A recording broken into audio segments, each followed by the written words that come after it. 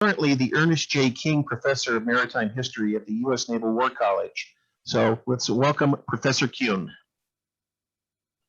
Well, thank you very much, everybody, for getting me out here. Special thanks go out to Sam Tangretti, who brought this to my attention. Hopefully, I'll be on my game here. I had the COVID vaccine yesterday, so so I might have a little bit of COVID brain here. I'll try to fight that.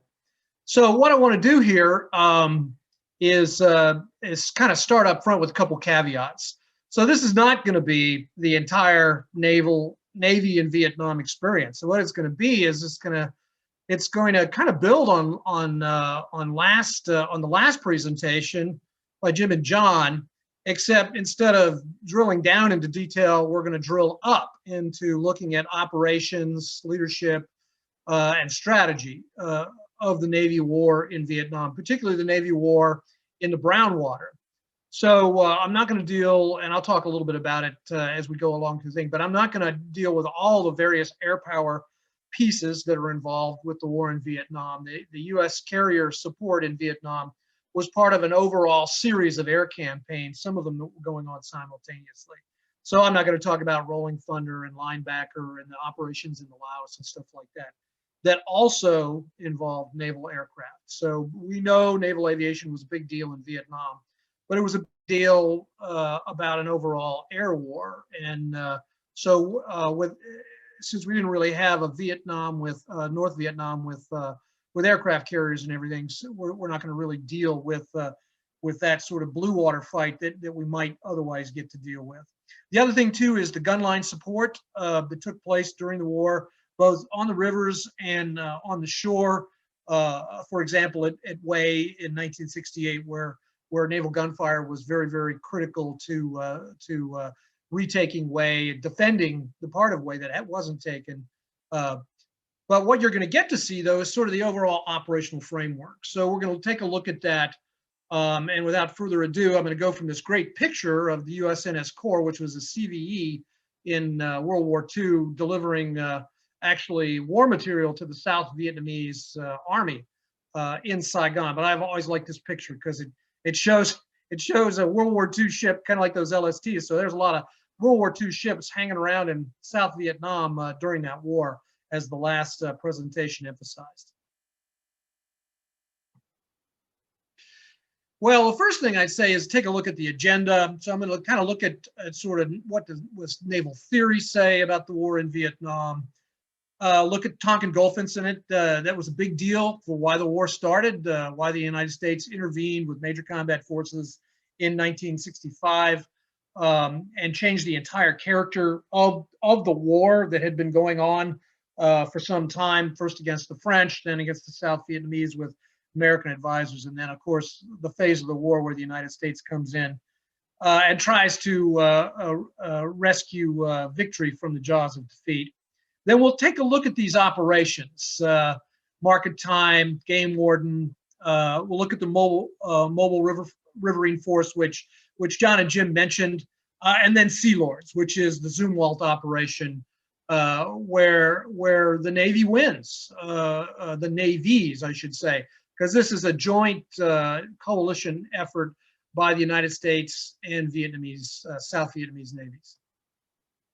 Well, what would Alfred Thayer Mahan say? Well, he would say there's a lot of blue water there that can help me influence the fight ashore, and there's a lot of rivers, particularly in the South. So I think Mahan would say, hey, this is a theater that's ideal for the application of naval power to support the fight ashore. So I just want to kind of emphasize the geography of it. And we'll look at some more maps here and kind of see how that shapes up. But you can project power ashore from the seaward commons in the South China Sea throughout the length of South Vietnam. There's nowhere that's not reachable from the sea. And then there's this one. Limited war is only possible between powers which are separated by sea, and then only when the power desiring the limited war is able to command the sea. That's what Sir Julian Corbett says. And in this case, the United States and Vietnam don't share a contiguous border. Their contiguous border is the sea.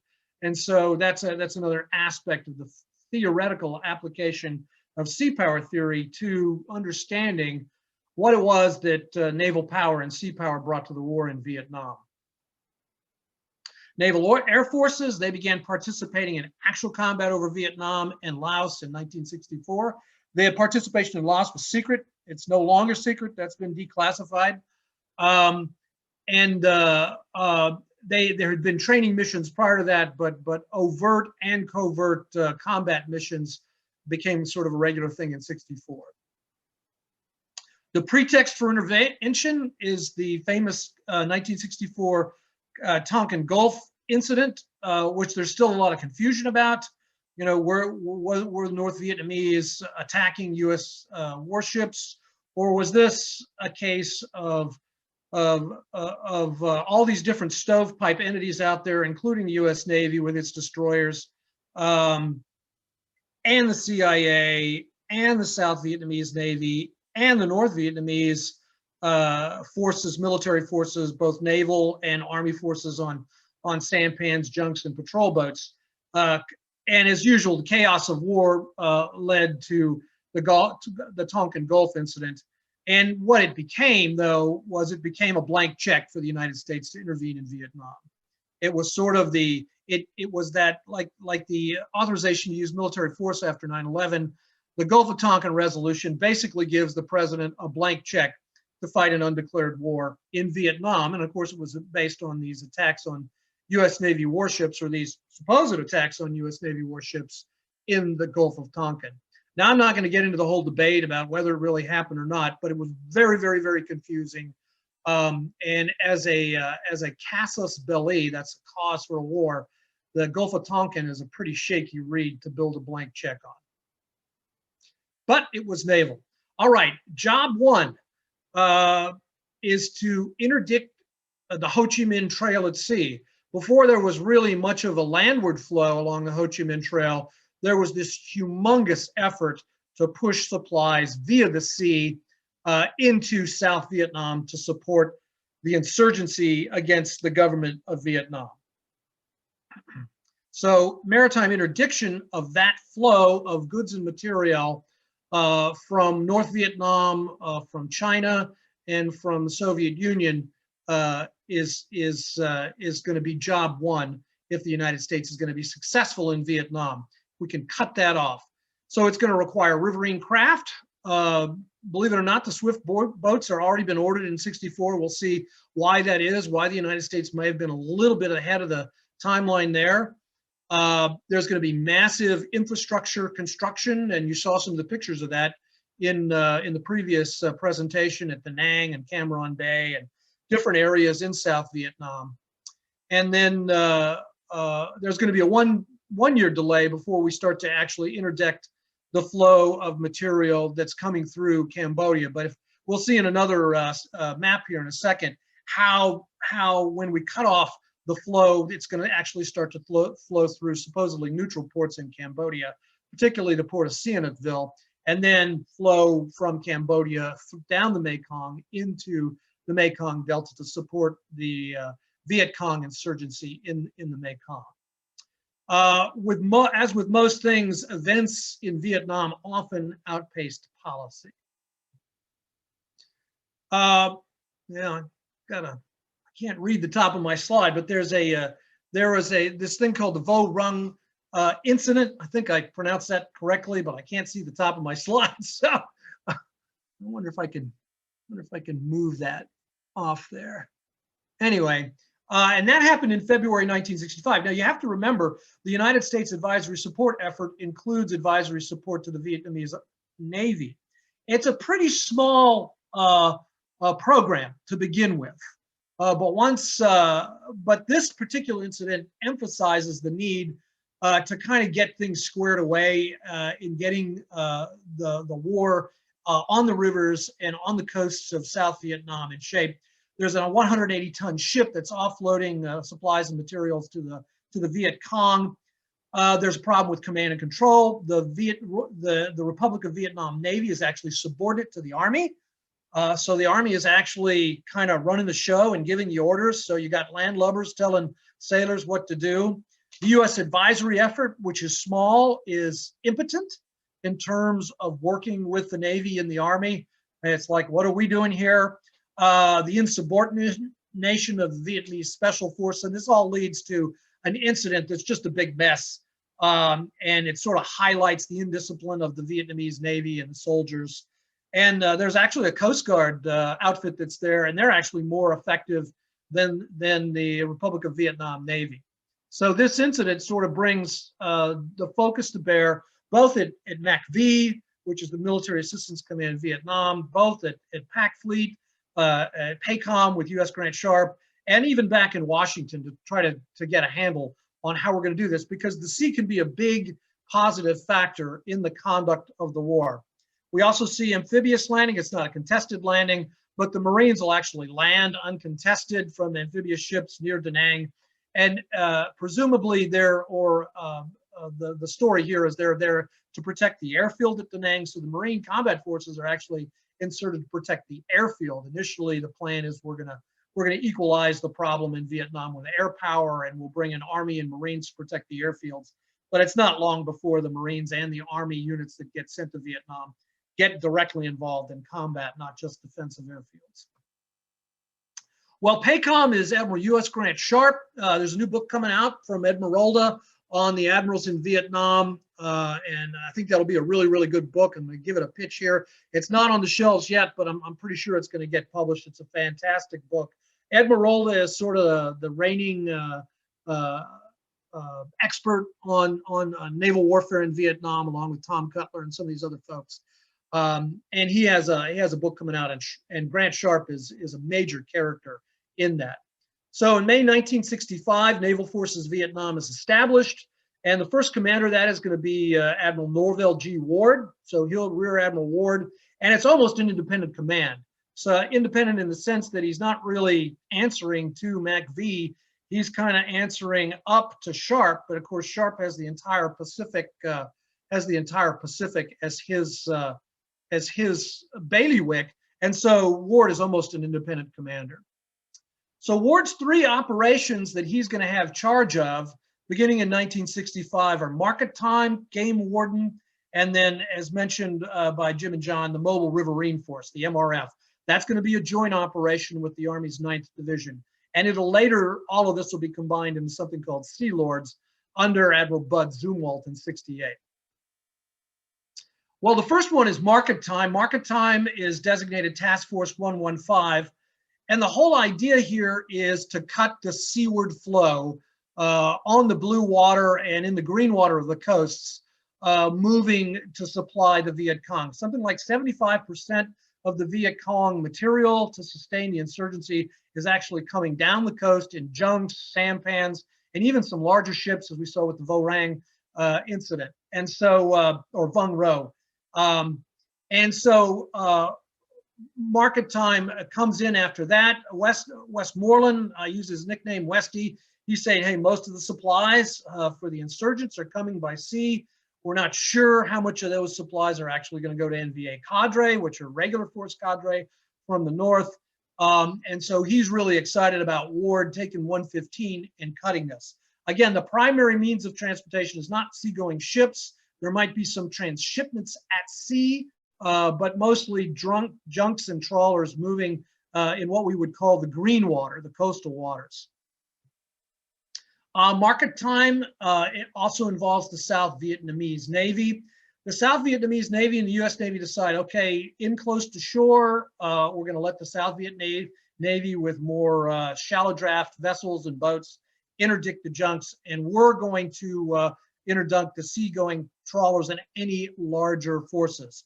Market Time will be initially under 7th Fleet, not MACV. So you can see a little bit of a problem with command and control here. And it begins in March of 1965. This gives you a picture again. Initially, Market Time, you know, it's a typical Navy thing, make it happen. There's 2 destroyers on station and they go to work starting to interdict forces. Eventually, you'll get 10 destroyers that'll be used for these operations. It'll be found out they're too deep. And again, the North Vietnamese pretty quickly realize to come in as close to shore as possible to get away from those deep draft vessels. So mine laying destroyers, DMs, destroyer escorts, and Coast Guard cutters are going to all go into action. They've got a little shallower draft. And they'll also bring in VP aircraft, P2s and eventually P3s will join in to help track these things. Something that was on one of the earlier slides that also gets set up is naval coastal warfare surveillance, and that's an operation called Stable Door.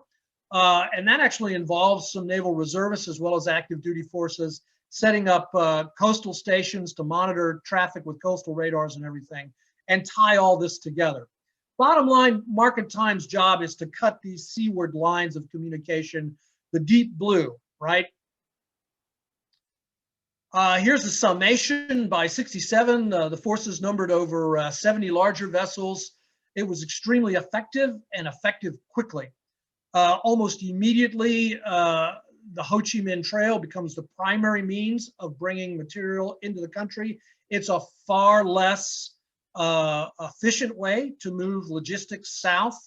But all that logistics, food, bullets, beans, not that much infiltration by combat forces is going to effectively be cut off.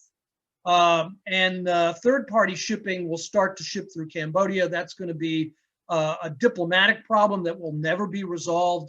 The neutral shipping, the Soviets and the Chinese, and even the North Vietnamese having neutral shipping actually bring war material into Cambodia.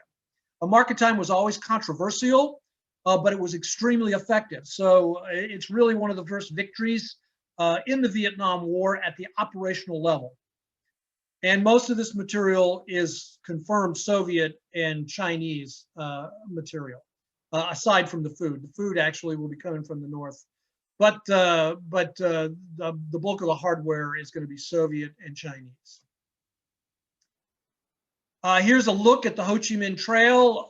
When we cut off the seaward routes out in the blue, we start to move stuff down the Ho Chi Minh Trail through Laos, through Cambodia, pushing it south where it'll flow onto the rivers, into the Central Highlands, but especially into the Mekong.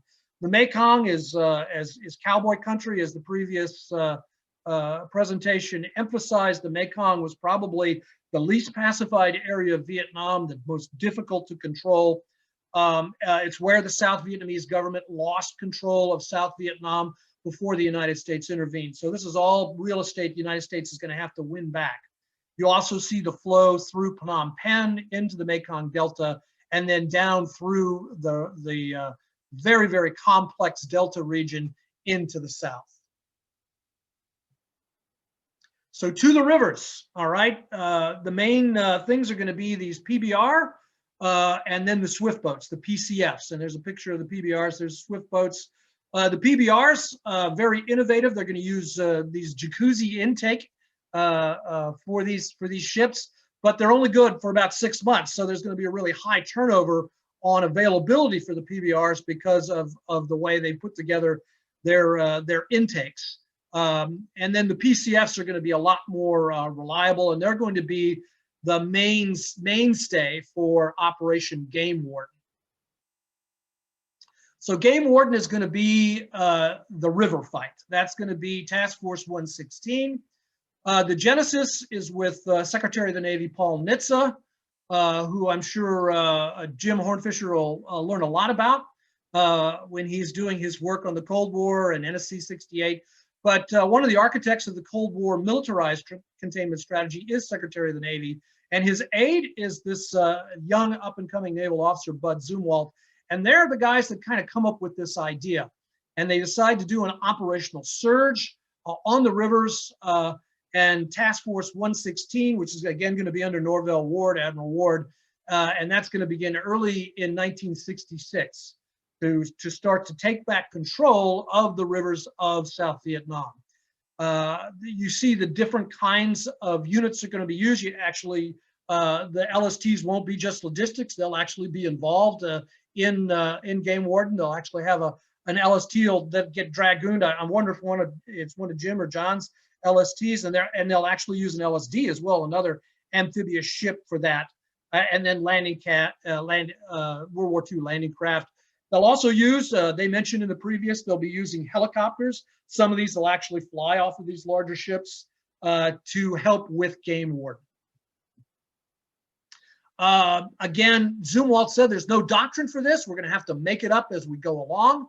And that's what happens. But the results are incredible. During the course of Game Warden, over 4,000 vessels are going to be destroyed or going to be boarded, excuse me. You're going to get almost 2,000 VC vessels captured. Some of these will be captured in the Chuhoy campaign, where they'll just show up and broadcast Chuhoy, which is the amnesty program that's part of the overall pacification program being conducted by Cords and James and Blowtorch Bob Comer. And so some of those captured vessels will actually be vessels that surrender of their own accord and switch sides. This will take place particularly in '68 with the Tet Offensive, when many of the National Liberation Front and People's Liberation Armed Forces, also known as the VC, will be exposed by their commitment to conventional operations during the Tet Offensive. And then VC casualties. These will, again, during Tet, these will spike during Tet. But Game Warden is actually a good first step in taking control of the rivers back. The other major effort is going to be the mobile riverine force. The assessment on Game Warden, it was a modest success, but it was a success. It could only cover so much ground, which is going to mean, hey, we need to throw more assets and resources at this problem. We needed something else. And of course, the enemy is adjusting. The enemy gets a vote, right? The enemy is adjusting his infiltration routes, particularly through Hanoi. Some of this material is actually coming down the Ho Chi Minh Trail, and then in the area called the Parrot's Beak is being transshipped onto junks and boats, and then pushed out to VC elements inside South Vietnam in the Mekong. The impact of Tet, we can't overemphasize the impact of Tet. This is where the MRF, the Mobile Riverine Force, comes into its own. This is going to be Task Force 117. And this is going to be the swift boat guys, basically OPCON and TACON to the Army. So the Army is really going to run the show. And again, they made a really good point in the previous presentation about how the Army kind of really runs the operations here. It's a joint coalition operation, the South Vietnamese Army and the and the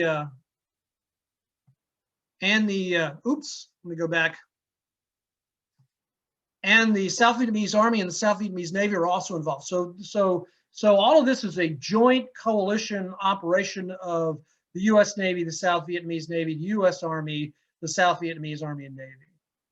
The MRF becomes the only reserve available during Tet, so it's going to be used to put out fires. And because of the riverine makeup of the Mekong Delta, the rivers are going to provide sort of the superhighways to move the MRF around and to be the fire brigade. And so the MRF is going to be a major factor in the success of defeating the Tet Offensive, particularly in the Four Corps area of the Mekong Delta. And they were finally able to mass against an elusive enemy. They've been hiding, building infrastructure all this time, and now both the political and the military components of the VC are going to be exposed by the Tet Offensive, and it's going to allow the riverine forces of the MRF and Game Warden to mass. Zumwalt comes in August 1968. Tet is an interesting operation, even though it's defeated by the spring of 1968. The North Vietnamese Politburo continues to throw the VC against the Americans in mini Tet in 1969 and operations later in 1968. Really great book about this is Ron Spector's After Tet.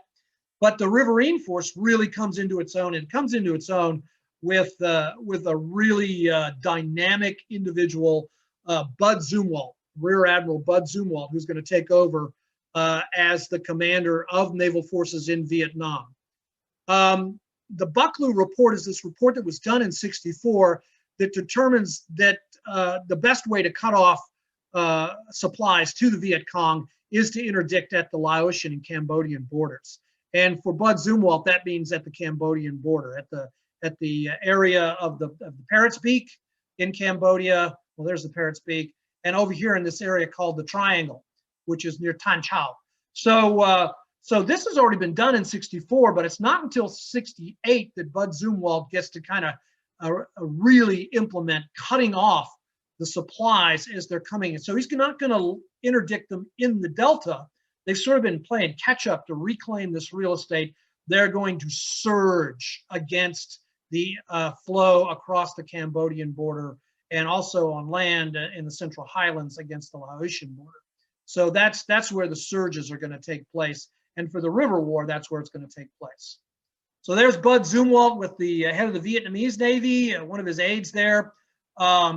It's Admiral Chan that's with Bud Zumwalt. There's Bud Zumwalt, 3-star command.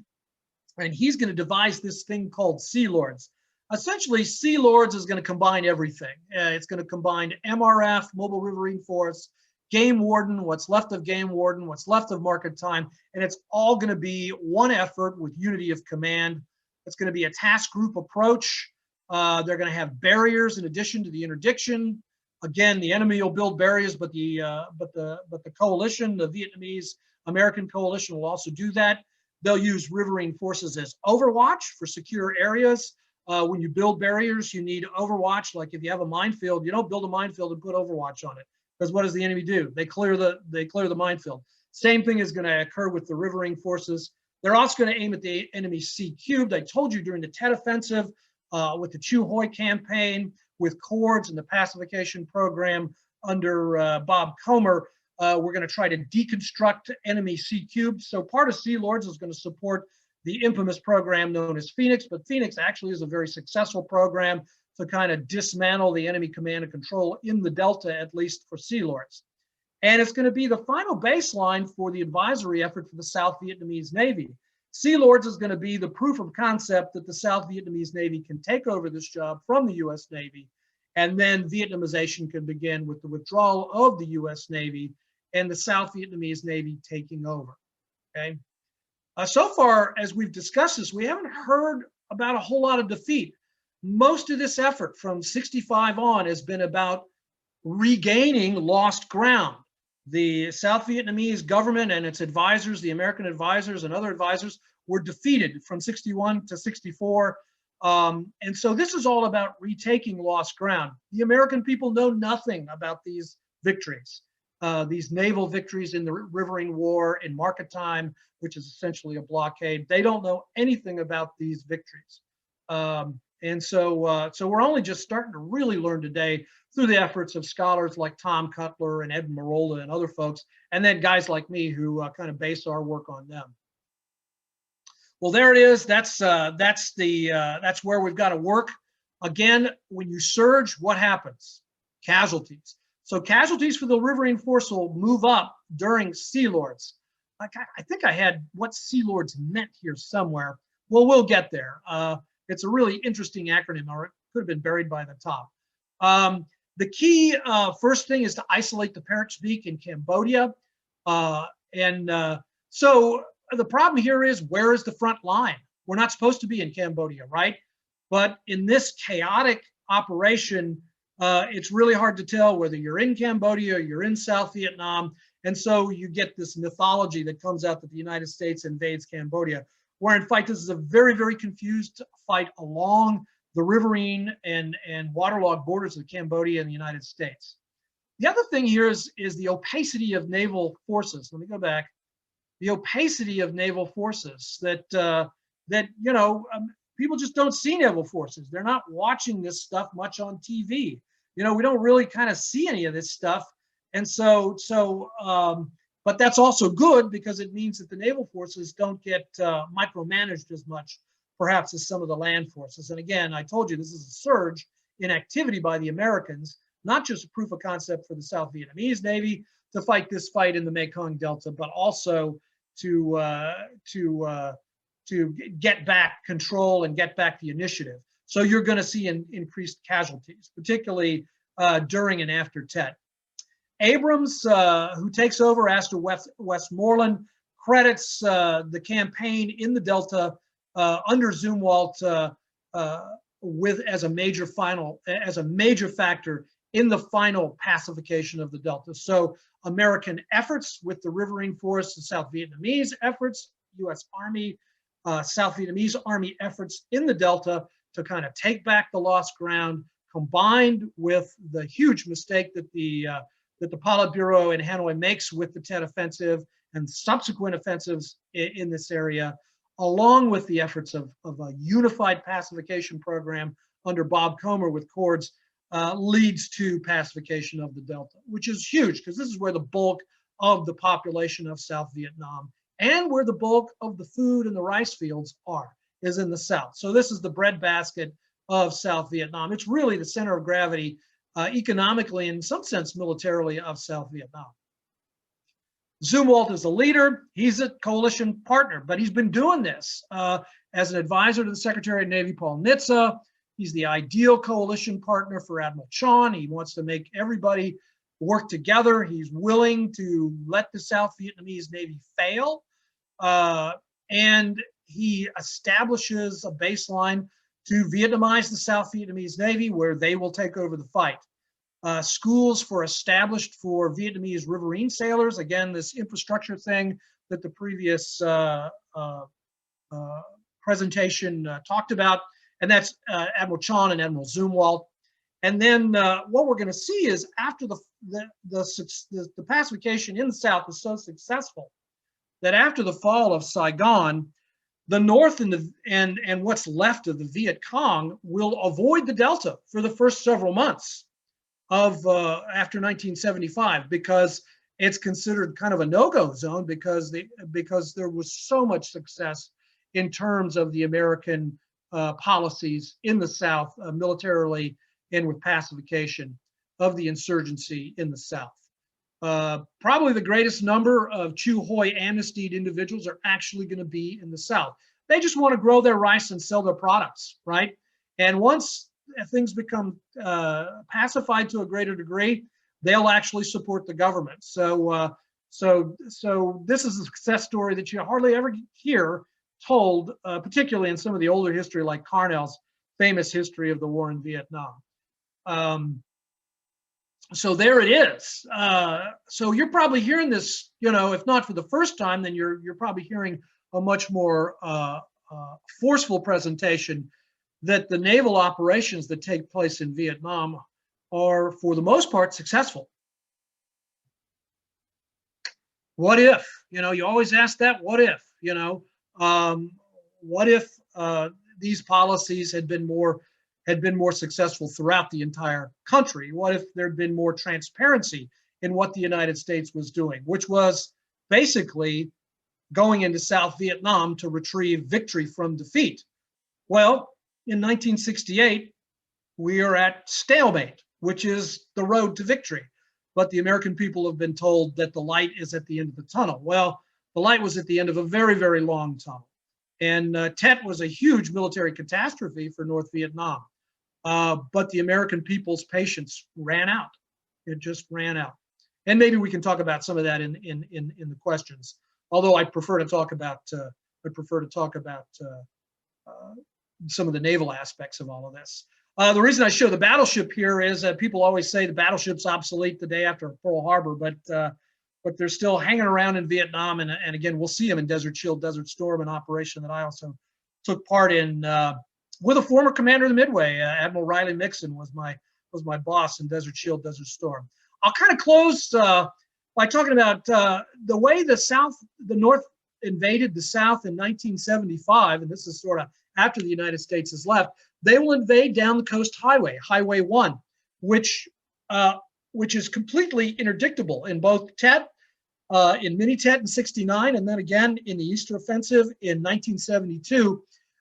They cannot push major combat forces down that highway because of the ability of American sea power and air power to interdict the highway there. So that's one of the reasons I've got the battleship here is, what if, you've got the New Jersey sitting out there blowing to pieces the third North Vietnamese invasion of South Vietnam in 1975. That might there have been a different result. But Watergate removed any possibility that Nixon would keep his secret promises to President II. So we'll never know. That's a counterfactual. One more sea story. I saw John and Jim telling sea stories, so I've got to tell a sea story.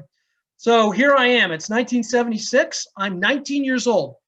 I am going to college in the Midwest, and a little, well, it's not a little college, but it's, it's not a big college either, Miami of Ohio, in Ohio. And my roommate is a Vietnamese kid. His name is Hung Le Ta. Well, as it turns out, Hung was in the Vietnamese Navy. He was involved in this fight. And of course, after the North conquered the South in 1975, he was part of that huge wave of people. We call them the boat people, somewhere around 1 million people who left South Vietnam and sought refuge elsewhere, many of them in the United States. So he was one of these guys who was in the Vietnamese Navy, and he had fled to the United States, and I was going to college in the United States, and he was my roommate my sophomore year at Miami University in Ohio. I'll never forget the first time I saw him take his shirt off. He had a scar that went from his left breast all the way to his pelvis. So this guy was a warrior. I would have never guessed it because he was so quiet and unassuming and polite, spoke impeccable French, just a really, really polite, nice young man. And so that was kind of where this all began. My interest in the US Navy and Vietnam was this roommate that I had. I wish I could go back in time and interview him about his service there. But I wasn't a historian at the time. I was a pre-med. So, I didn't want to go too deeply. I guess I probably didn't want to understand that war. And I think that's representative of most Americans did not want to understand that war, which I think is another reason that maybe we failed. And with that, I am ready almost for questions. I want to remind everybody that Vietnam did not become a peaceful socialist utopia after we left. The Soviets were paid off by the South Vietnamese. They built a giant Soviet air and naval base at Cam Ranh Bay. And these pictures were taken by me from an EP-3 flying against the Vietnamese in the 1980s. That's a Kara-class Soviet cruiser. And then the other one, that's a Prowler aircraft out the window of our EP-3. And that little slash at the bottom of the Prowler is a Foxtrot submarine, a diesel Soviet submarine. So the aftermath of Vietnam was that the Soviets had this huge naval and air base in the former South Vietnam base of Cam Ranh Bay. And so I had to pay a price for the loss of that war by kind of keeping track of the Soviets in that base in Cam Ranh Bay, where American sailors and airmen and Army guys had been based only, I don't know, 10 years before. And with that, I'm ready for questions.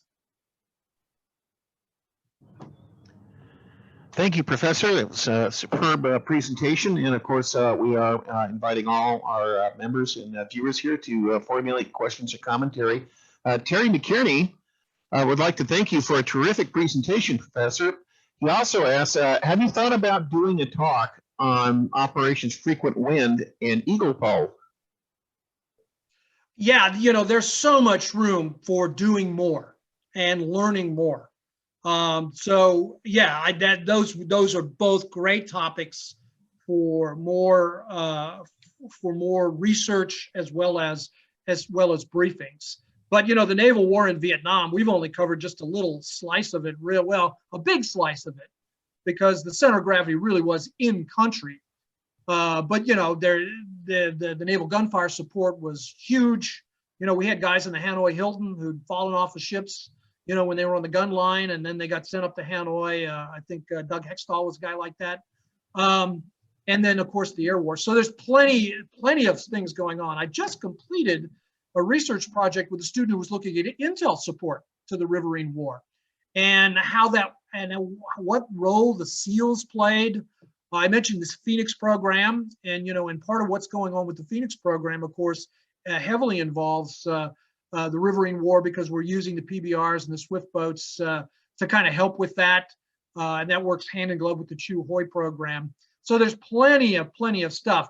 We start to run into some of the problems that Jim Hornfisher mentioned, which is declassification. You would think that we could declassify everything. And then of course the other problem is you know, what did the enemy think? What was going on in Cambodia? What was going on in Laos? And what was going on in North Vietnam? Now, North Vietnam or Vietnam today, there's much more scholarship allowed, but those archives are not completely open for research. So I think the fields are widening the harvest for more presentations and more research into sort of all of these different operations. Because, you know, remember I mentioned Stable Door. I mean, there's just all these different operations, and it can get a little dizzying. And certainly there's not enough time in 40 minutes to kind of give everything the attention. Professor, we have another question. Could you explain if you have any additional information on how Admiral Zumwalt's job was continued by Admiral Salzer after he relieved him in the 71-72 period?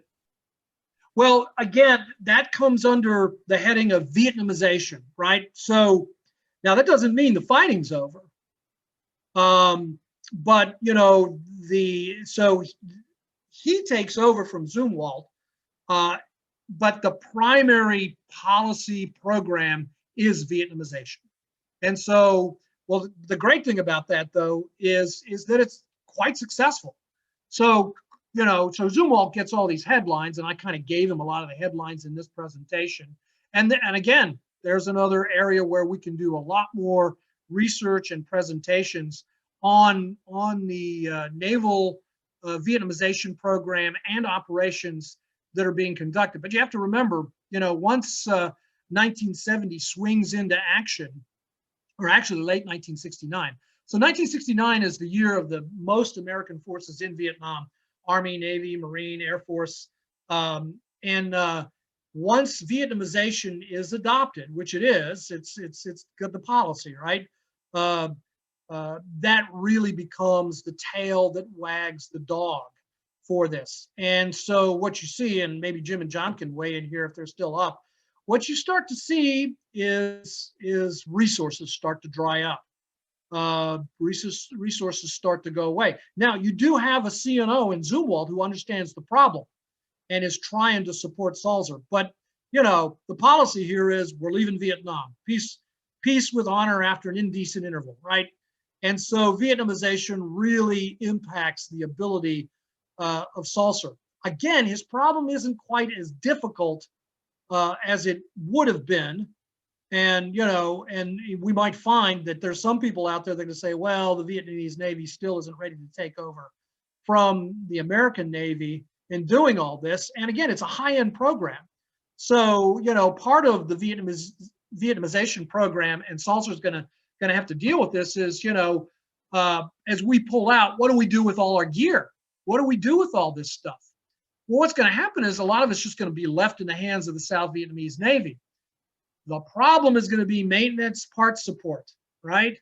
And so so there really needs to be more research done on that. What were the programs in place for life cycle maintenance and parts support to the South Vietnamese Navy, training support, O&M dollars? I mean, these swift boats, these PBRs, the South Vietnamese vessels in the South Vietnam, they're going to need maintenance. You know, and one of the reasons that South Vietnam has such a hard time is that all dries up. A lot of the money, people say, well, they're getting money until 1975. All that money is on a fiscal year cycle that the United States gives. Essentially, by the end of fiscal 1974, which ends in ends in September of 1974, there's no more money for the South Vietnamese. So the money gets cut off. And so the ability to support them. Now, we're gone by then. I mean, we leave in 73, right? So that area between the departure of Zumwalt in 70 and complete Vietnamization that takes place after the Paris Accords in January of 1973, that needs a closer look. There needs to be more done on that. So good on you for calling me on that and not bringing more attention on that in my presentation. Call your attention to a chat that Anthony Tully has posted. You may see on your screen regarding press coverage of and characterization of the Tet Offensive. Yeah, I've got to try to bring it up here. For some reason, I can't get the chat. Here, let me do this. Sorry, guys. I'm gonna probably bring down the. There we go. I'm trying to bring it back up to a full screen. My screen won't let me do it. Sorry. Well, So what is the question? Sure. Tony's making basing his question on the press mischaracterization of what happened with the reaction to Tet, its surprise onset, and the fact that a military. Oh, okay. Yeah. Well, Westmoreland's partially to blame for that, right? He goes and does this victory tour in '67, saying, "Hey, we're almost there." Where at the same time, Bob McNamara has commissioned the Pentagon Papers that's saying, well, the best we can hope for right now is not losing, right? So, I mean, there's the disingenuousness of the administrations to the American people about what's going on. And of course, Richard Nixon says he's got a secret plan to end the war, and then, he doesn't, and he gets in office and he realizes, oh my gosh, I had no idea what was going on. So, and Nixon actually benefits from Tet. He thinks Tet's going to give him the ability to get out of there.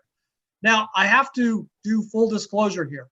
So my mentor on all things Vietnam is James Wilbanks. He was my boss for over 15 years at the U.S. Army Command and General Staff College. So he had me reading Graham Cosmos and Andrade and Doug Pike. So my understanding of Tet and Vietnam is very much shaped by James Wilbanks, whose major works are on Tet and on losing Vietnam and everything like that. So a lot of my attitudes are shaped by the scholarship of Jim Wilbanks. Professor, if you could give us an overview of what the command relationships were between what the Navy was doing in the Gulf of Tonkin, as opposed to what you described with the Brownwater operations in the South.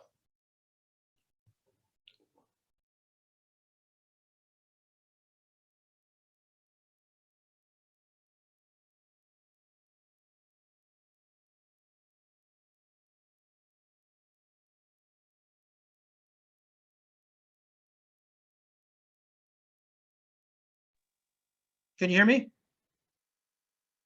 Hello? Stop, Professor. Can you hear me? Yeah, we can hear you now. Could you please start again?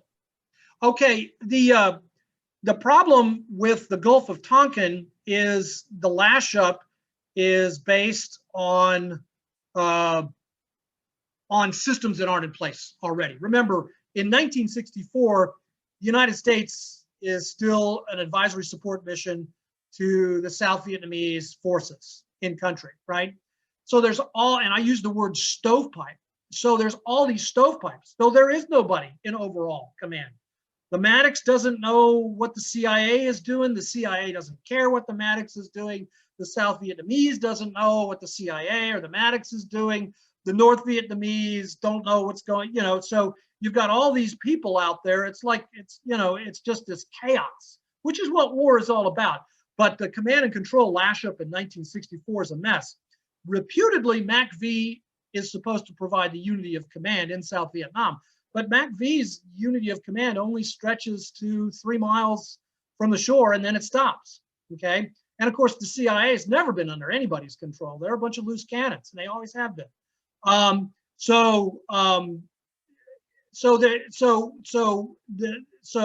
The chain of command for the naval forces in the Gulf of Tonkin go via 7th Fleet to PAC Fleet to PACOM. They don't go through MACV. All right. There's 5 air forces in Vietnam, and they've all got a different chain of command. Okay, and that never gets solved. All right. The biggest success story for unity of command in Vietnam, I would say, is the Navy story. With Ward and then with Zumwalt, and then with Salzer. So they kind of get it figured out. And one of the reasons that Salzer and Zumwalt work so well is they work with Westmoreland and Abrams. They don't pretend like, well, this is a Navy show and you don't have any part of it. They like, we're here to support you guys.